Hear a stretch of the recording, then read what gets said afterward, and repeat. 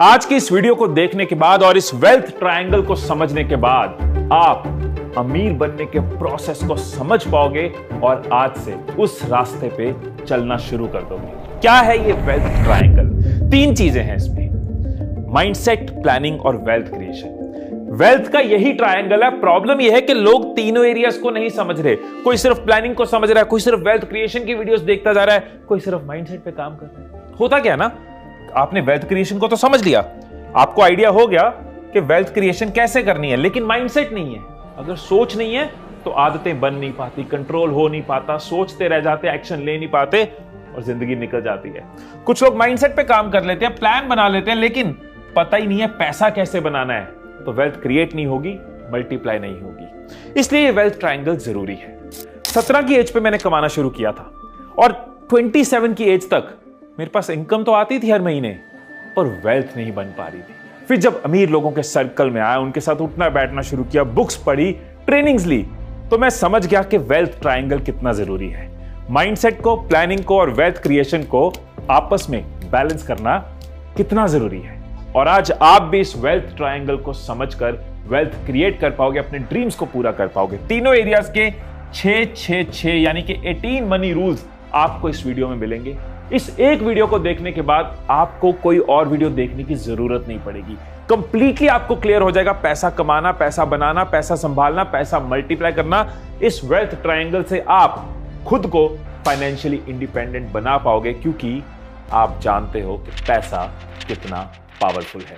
तो सबसे पहले माइंडसेट के 6 इंपॉर्टेंट रूल्स को समझते हैं। नेपोलियन हिल ने 500 सेल्फ मेड मिलेनियर्स के ऊपर रिसर्च करी थी, उनको समझा था और ये बेस्ट सेलिंग बुक लिखी थी थिंक एंड ग्रो रिच, जिसमें उनकी क्लियर स्टडी थी कि पैसा बनाने का सीधा कनेक्शन हमारी थिंकिंग से है, हमारे माइंडसेट से है। तभी तो थिंक एंड ग्रो रिच है कि पैसा कमाने के लिए सबसे पहले पैसा कमाने वाली सोच चाहिए। कैसे बना सकते हैं? 6 रूल्स मैं आपको दे रहा हूं। सबसे पहले अब देखो, हमने बचपन में ऐसे कई मूवीज देखी और अभी भी ऐसी कई चीजें मीडिया में दिखाई जाती हैं जिनमें पैसे वालों को और पैसे को बुरा दिखाया जाता है। विलन है जो वो अमीर है, पैसे वाला अकेला पड़ा है, पैसे वाला मतलबी है। घरों में भी ऐसे बातें होती है कि रिलेटिव्स भी ऐसी बातें करते हैं कि पैसा ना इंसान को स्ट्रेस दे देता है, पैसा कमा के चैन की नींद का है जी, पैसा ना सही तरीके से कमाया ही नहीं जा सकता, पैसा तो गलत तरीके से कमाया जा सकता है। इतने सालों से हमारा जो बिलीफ है मनी को लेके, पैसे को लेके, उसको फिक्स करने की जरूरत है। अगर रूट खराब होगा तो फ्रूट कैसे अच्छा होगा? हमारा बिलीफ, हमारा रूट है, अगर वो खराब है तो हम फ्रूट कैसे एक्सपेक्ट कर सकते हैं? इसलिए अपने थॉट्स को एक बार ऑब्जर्व करो कि आपके क्या थॉट्स है पैसे वालों को लेकर और पैसे को लेकर। मनी मल्टीप्लाइज मॉरलिटी, मतलब आपके जैसे मॉरल्स है ना, पैसा बस उसको मल्टीप्लाई करता है। आपकी वैल्यूज अच्छी हैं, आप अच्छे इंसान हो, आपके पास ज्यादा पैसा आएगा, आप ज्यादा जॉब्स क्रिएट करोगे, ज्यादा लोगों की हेल्प करोगे और अच्छे बन जाओगे। अब बुरे हो ना, आपके पास पैसा आएगा तो आप और बुरी चीजें करोगे। Money multiplies morality. सेकंड, अब जब किसी की इनकम हमसे ज्यादा होती है, घर हमसे बड़ा होता है, तो हमें खुशी कम और जलन ज्यादा होती है। किसी की लंबी गाड़ी देख के हम जेलस जल्दी होते हैं। कोई बिजनेसमैन जब डूबता है तो लोग मजे ज्यादा लेते हैं। सिंपल सा सवाल है, खुद को पूछो कि जिस तरह के लोगों से हमें प्रॉब्लम है, हम उनके जैसे कैसे बन जाएंगे? अगर पैसे वालों को देख के हमें जलन है तो पैसा हमारे पास कैसे आ जाएगा? तो जब भी किसी मेहनती इंसान को, वेल्दी इंसान को देखो, 2 चॉइस है आपके पास, या तो जल लो, जलन, या सीख लो, फायदा हो जाएगा। बिकॉज जब आप एडमायर करते हो ना, तो आप इंस्पायर होते हो, और जब इंस्पायर होते हो आप मोटिवेट होते हो एक्शंस लेने के लिए। सो पैसा कमाने वाले जो मेहनत से अच्छे तरीके से कमा रहे हैं, उनसे जलना नहीं है, उनसे सीखना है। माइंडसेट का 3rd rule, know your priorities. Rocky और रानी की प्रेम कहानी में देखा रणवीर सिंह ने क्या ब्रांडेड कपड़े पहने हैं। कपड़े तो ब्रांडेड होने चाहिए, गड्डियां ऊंचियां रखियां यार, गाड़ी तो ऊंची होनी चाहिए। ट्रैवल इन्फ्लुएंसर्स को देखा यार, ट्रैवल करना है। फाइनेंस इन्फ्लुएंसर्स को देखा, लगा सारा पैसा स्टॉक मार्केट में लगा रहा है। हम एक कंज्यूमरिस्ट सोसाइटी है। यहां पे हर कंपनी का, हर बिजनेस का पर्पस है आपको एड्स दिखा के, आपके आगे आके आपसे पैसे लेने। अगर आपको आपकी प्रायोरिटीज क्लियर नहीं होंगी तो आप पैसे बांटते जाओगे। जिस किश्ती को पता ही नहीं है कि कहां जाना है, वो किसी भी तरफ चलती रहेगी। फ्यूल, टाइम, एनर्जी सब वेस्ट होगा। माइंडसेट का 4th रूल, कंटिन्यूस लर्निंग। कुछ लोग ना सारी उम्र पैसा तो कमाते हैं, लेकिन ये नहीं सीखते कि पैसा बढ़ाना कैसे है। और आप ये देखो, पैसा लाइफ का कितना इंपॉर्टेंट पार्ट है, फिर भी हमें स्कूल्स में ये नहीं सिखाया जाता कि पैसा कमाना, बचाना, बढ़ाना कैसे। और ये कॉम्प्लेक्स नहीं है। तो अगर वेल्दी बनना है तो कंटिन्यूस लर्निंग, यानी कि लर्निंग माइंडसेट आपको बनाना ही होगा। जैसे आज आप मनी के 18 रूल्स जान रहे हो, ऐसे सीखते रहना चाहिए। नेक्स्ट, आप क्रिकेट खेल रहे हो, हैं आपने शॉट मारा, 1 शॉट, 2 शॉट, 3 शॉट, लेकिन कोई स्कोर नहीं काउंट कर रहे, हम रन नहीं काउंट कर रहे, आपको पता ही नहीं आपने कितने रन बनाए। इट मींस आप मैच नहीं खेल रहे, आप सिर्फ प्रैक्टिस कर रहे हो।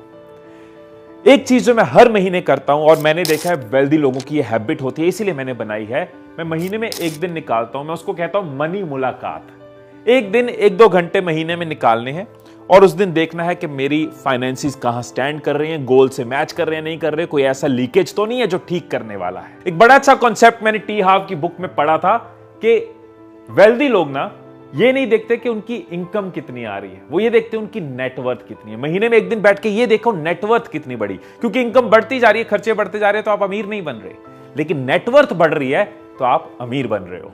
अब हम समझते हैं माइंडसेट का लास्ट पॉइंट, उसके बाद प्लानिंग और वेल्थ क्रिएशन की बात करेंगे। 6th पॉइंट, डोंट, सचिन एक बार आओ, ये पॉइंट हम ऐसे एक्सप्लेन करेंगे। मान लो आप एक रेस में पार्टिसिपेट कर रहे हैं, हम दोनों रेस में भाग रहे हैं, भागो भागो भाग रहे हैं, लेकिन मैं आगे देखने की जगह मैं सचिन की तरफ देख रहा हूं, सचिन भाग रहा है, कैसे भाग रहा है, सचिन को देखी जा रहा हूं, क्या होगा, मैं आगे नहीं देखूंगा, आपको देखूंगा तो गिर जाऊंगा, राइट। जब हम रेस में आगे नहीं देख रहे होंगे, अपने ट्रैक पे नहीं देख रहे होंगे, दूसरों पे ध्यान होगा तो गिर जाएंगे।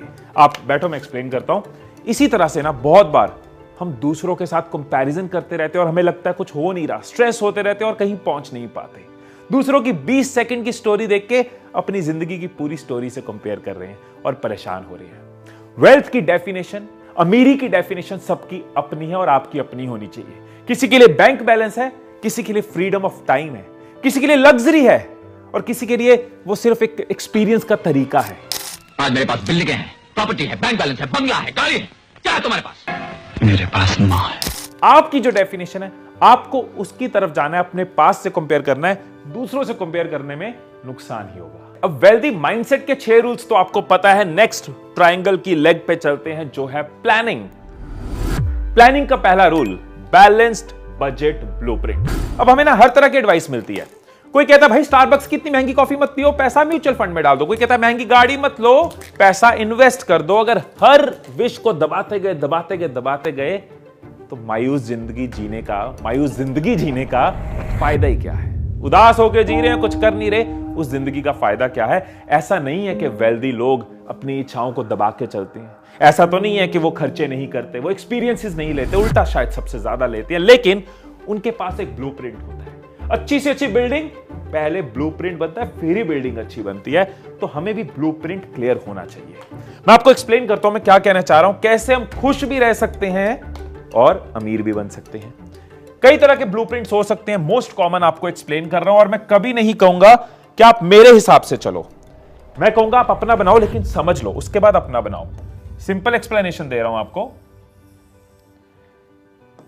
50, 30, 20, ये हो गया 50%, ये हो गया 30, ये हो गया 20। इसको मैं LLL भी कह सकता हूं ताकि आपको याद रहे। दिस इज लिविंग, जीना, दिस इज प्यार एंड दिस इज लीगेसी। अब एक्सप्लेन करता हूं आपको मैं क्या कहना चाह रहा हूं। इसको हम नीड, वांट एंड सेविंग भी कहते हैं। ये एक रेशियो है, आप अपने हिसाब से बनाओगे, बट रेशियो के हिसाब से 50% आपकी नीड्स, आपके जीने के लिए जो जरूरी है, 30% वांट्स, जो करना आपको पसंद है, जो आप करने में आपको प्यार है, जिन चीजों से आपको प्यार है, एंड 20 लीगेसी, सेविंग, जो आप बना रहे हो, जो वेल्थ बिल्ड कर रहे हो।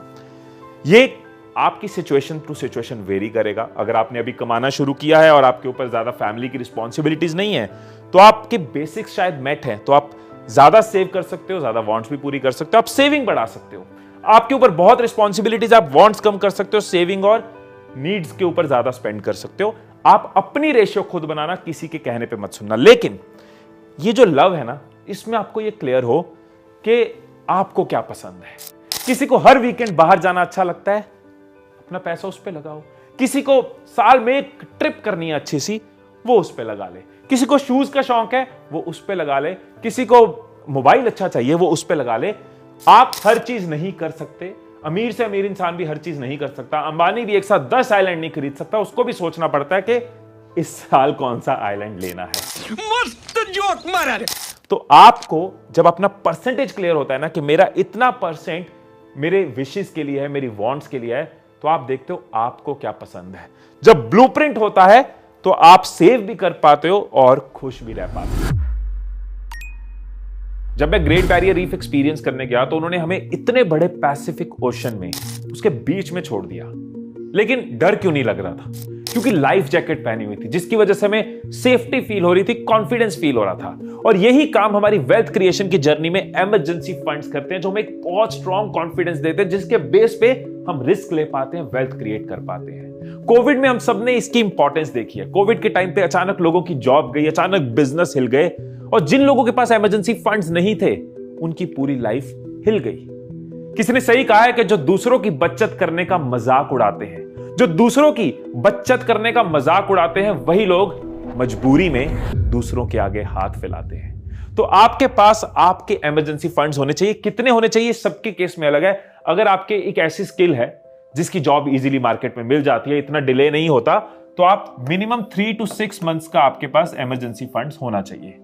अगर आपकी ऐसी जॉब है जिसकी जो रेयर है, जो बहुत इजीली नहीं मिलती, या आप फ्रीलांसर हो, तो उस केस में शायद 6 to 12 मंथ्स तक आपको इमरजेंसी फंड रखना चाहिए। ये सबका अलग अलग हो सकता है। एवरेज 6 मंथ्स का जो भी आपका महीने का खर्चा है उसका into 6 आपके पास सेफली होना चाहिए।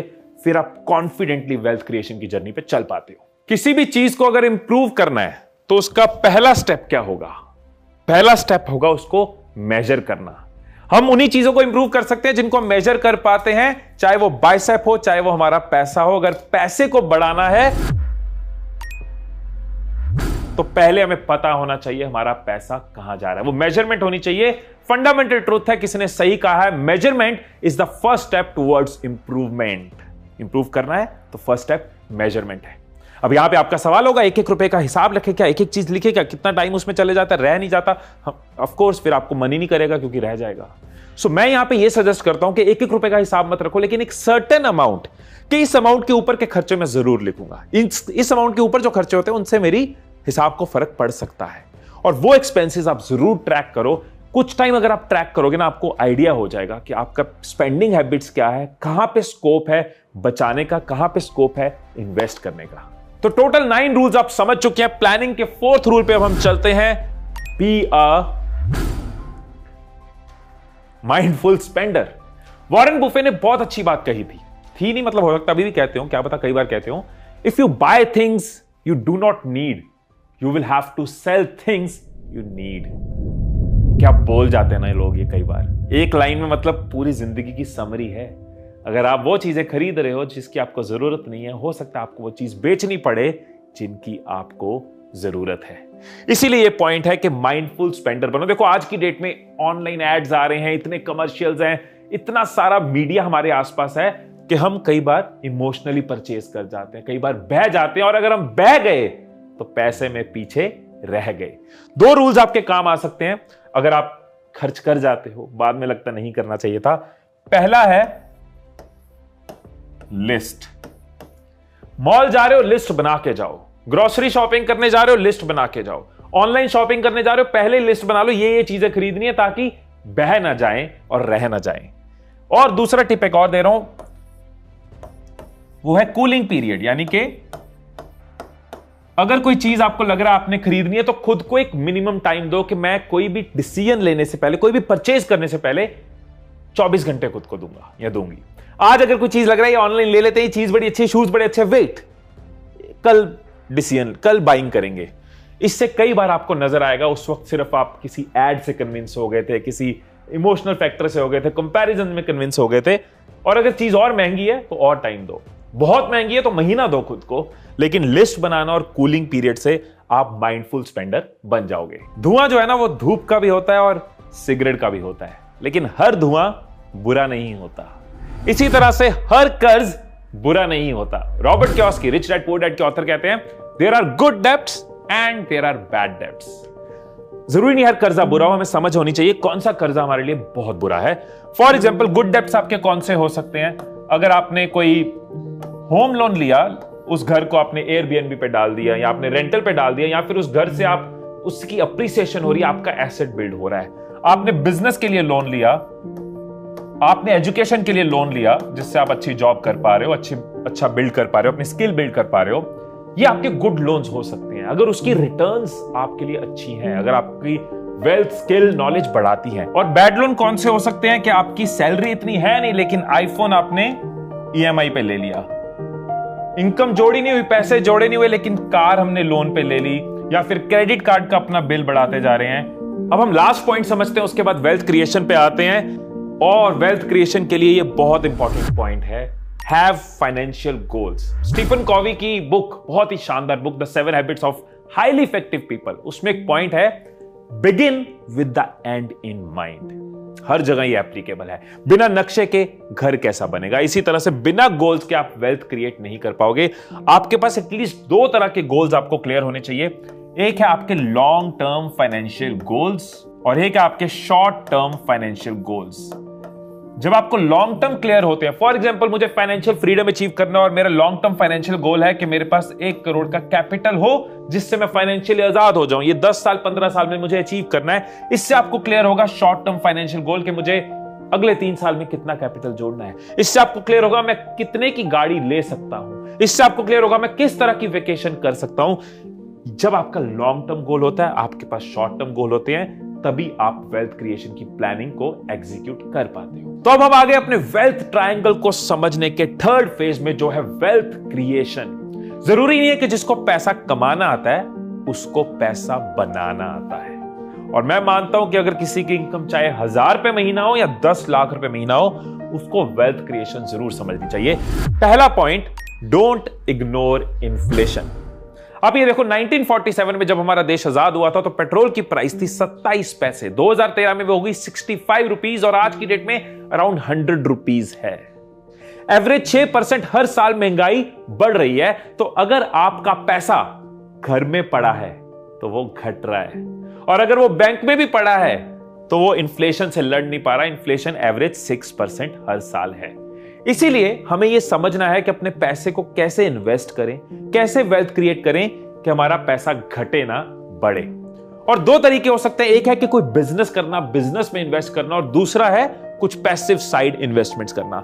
नेक्स्ट पॉइंट में हम बिजनेस की इन्वेस्टमेंट को समझेंगे, उसके बाद हम साइड इन्वेस्टमेंट्स को समझेंगे। Create wealth by knowing what people want. किसी ने बहुत अच्छी बात बोली है कि know what people want and you know where money is.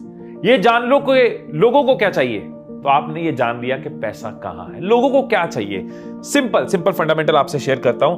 अगर हम लोगों को ज्यादा प्लेजर दे सकते हैं किसी भी तरीके से, जैसे बॉलीवुड से लेके रेस्टोरेंट्स करते हैं, अगर हम लोगों की पेन या डिस्कंफर्ट कम कर सकते हैं, जैसे मैं अपने कोचिंग सेशंस में कंपनीज की पेन कम करता हूं, लोगों की पेन कम करता हूं, अगर हम लोगों को ज्यादा पैसा कमाने में हेल्प कर सकते हैं, अगर हम लोगों को ज्यादा टाइम दे सकते हैं, लोग 1000 रुपए की ट्रेन छोड़ के 5000 रुपए की फ्लाइट लेते हैं, बस छोड़ के उबर पकड़ते हैं क्योंकि उससे प्लेजर ज्यादा, कंफर्ट ज्यादा और टाइम बचता है उनका। अगर हम लोगों को बेटर हेल्थ दे सकते हैं, जैसे मेरी वाइफ का स्टार्टअप है जिसमें वो लोगों को फिटनेस में उनकी हेल्प करती है। अगर हम इन एरियाज को समझते हैं कि लोगों को कैसे हम हेल्प कर सकते हैं, if we know what people want, we know where money is. जितना आप अपनी लाइफ में इन चीजों को समझने में, सीखने में अपना टाइम, अपनी एनर्जी, अपना पैसा लगाओगे, स्किल को ग्रो करोगे, उतना आप ज्यादा वेल्थ क्रिएट कर पाओगे। अगर आपका यहां पे क्वेश्चन है कि मुझे बिजनेस नहीं करना, मैं तो एक जॉब कर रहा हूं, मेरी एक इनकम है, एक फिक्स्ड इनकम है, मैं कैसे वेल्थ क्रिएट करूं, तो आगे के पॉइंट्स आपके लिए हैं। इसके लिए आपको बहुत जरूरी है समझना पावर ऑफ कंपाउंडिंग। कहा जाता है कि compounding is the 8th wonder of the world. शायद अल्बर्ट आइंस्टाइन ने कहा था, ऐसी बहुत सारी बातों के नीचे अल्बर्ट आइंस्टाइन लगा देते, तो आई एम नॉट श्योर कि उन्होंने कहा था कि नहीं, बट यस, ये 8th वंडर है। अगर आपको इसका नहीं पता, सिंपल से एग्जांपल्स एक्सप्लेन करता हूं। मान लो आपने 1000 रुपीज हर महीने इन्वेस्ट करना शुरू करा कहीं जहां पे 12% का रिटर्न, एग्जांपल म्यूचुअल फंड्स में कर दिया, तो क्या होगा? 1 साल बाद क्या होगा? 1 साल बाद आपका 12,800 रुपए होगा, बस 800 रुपए का फायदा। लेकिन अगर आप ये 1000 10 साल तक हर महीने करते रहे तो आपने जो दिया होगा, जो इन्वेस्ट किया होगा, वो होगा 1,20,000, लेकिन जो बन चुका होगा वो अप्रोक्सीमेटली 2,30,000 होगा। ओह, गुड फायदा।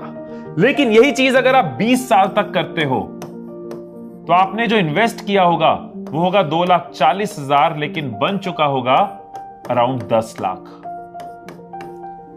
7.5 लाख का फायदा।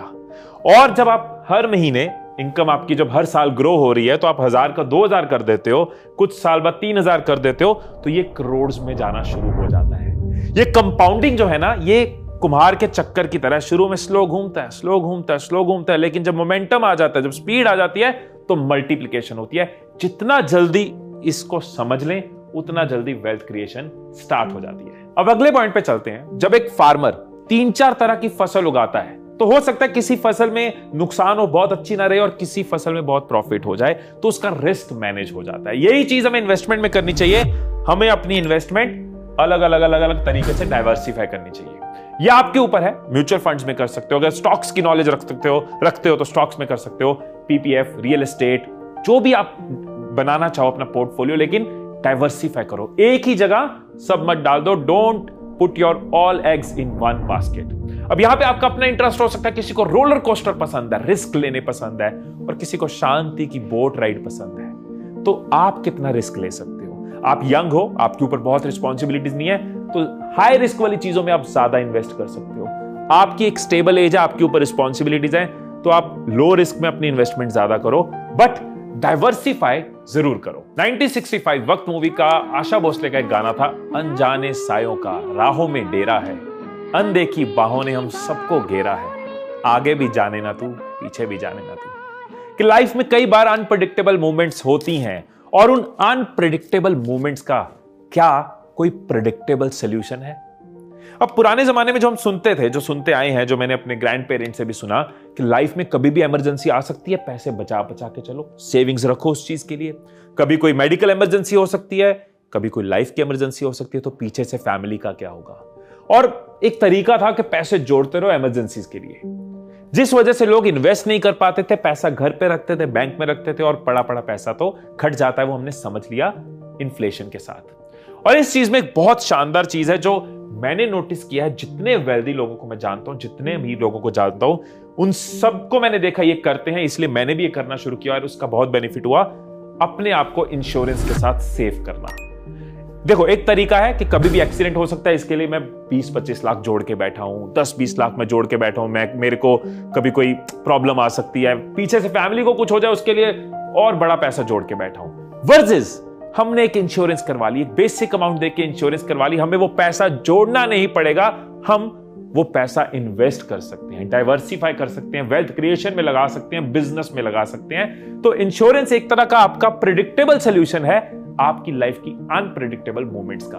इंश्योरेंस करा के माइंड फ्री है, अब पैसा इन्वेस्ट करो। अब जो नेक्स्ट और लास्ट पॉइंट है ना, वो बहुत ही सिंपल है, लेकिन शायद सबसे इंपॉर्टेंट है, क्योंकि मेरी और जितना मैंने सर्वे किया, बहुत लोगों की लाइफ में इस एक पॉइंट से उनकी वेल्थ की ग्रोथ की स्पीड बढ़ी, और मेरी भी इसी एक पॉइंट से वेल्थ की ग्रोथ की स्पीड बढ़ी। बहुत सिंपल है। देखो, मैं शुरू से सोचता था कि यार सेविंग कहां से करें, इन्वेस्ट करने के लिए पैसा अलग कहां से करें, बचाए कैसे, क्योंकि पैसा बचेगा तो सेव करेंगे। और हर महीना निकल जाता था, चलो अगले महीने कर लेंगे, यार कुछ बचता नहीं है, खर्चे बहुत है, एंड ऐसा करते करते सालों निकल जाते हैं। बड़ा सिंपल सा कॉन्सेप्ट है कि जो खर्चे हमने फिक्स किए होते हैं, ऑटोमेट किए होते हैं। फॉर एग्जांपल, रेंट जाना ही जाना है, फोन का बिल जाना ही जाना है, कोई ईएमआई है जानी ही जानी है, वो भी तो खर्चे निकलते हैं, वो भी तो एक्सपेंसेस होते हैं। इसी तरीके से अगर हम अपनी सेविंग्स को ऑटोमेट कर लें कि वो भी उतना ही जरूरी है, जैसे इनकम आएगी पहले सेविंग जानी ही जानी है, साइड करनी ही करनी है। इसके कई तरीके हो सकते हैं। एसआईपी लगा सकते हैं म्यूचुअल फंड्स के लिए, या एक सेपरेट बैंक अकाउंट खोल सकते हैं, ऑटोमेटिक ट्रांसफर। 1 तारीख को सैलरी आती है, 2 तारीख को एक ट्रांसफर मेरा सेपरेट जुड़ता जाए।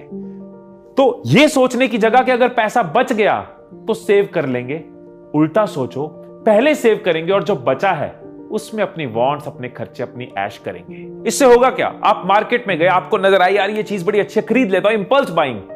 अगर पैसे बचे होंगे तो कर लो, कोई प्रॉब्लम नहीं है, क्योंकि सेविंग करी हुई है। और अगर पैसे नहीं बचे होंगे तो शुक्र है सेविंग करी हुई है। सो दोनों केस में आपको बेनिफिट करेगा जब आप सेविंग्स को ऑटोमेट करोगे। Simple, set and forget. Automatic लगा दो, भूल जाओ, ऑटोमेटिकली बनता जाएगा, जुड़ता जाएगा, कंपाउंड होता जाएगा। म्यूचुअल फंड में ग्रो कर रहा है, अलग अलग जगह डाइवर्सिफाइड है। Set and forget. लास्ट में अपना one of the favourite coat आपके साथ शेयर करूंगा, उसको आप साथ लेके जाओ आज। इनएक्शन में बी सेफ। इनएक्शन बहुत सेफ है, बैठे रहना, शांति से कुछ ना करना बहुत सेफ है, बट इट बिल्ड्स नथिंग, उससे कुछ नहीं बनेगा, राइट? सो पैसा एक बहुत इंपॉर्टेंट टूल है, लेकिन याद रखना ये टूल है। इट मींस इसको कैसे यूज करना है ये आपके ऊपर डिपेंड करता है। टूल से आप पावर क्रिएट कर सकते हो, टूल से अपनी लाइफ खराब कर सकते हो। और मैं फिर से बोल दूं कि पैसे से प्यार करने में कोई प्रॉब्लम नहीं है, सिर्फ पैसे से प्यार करने में प्रॉब्लम है।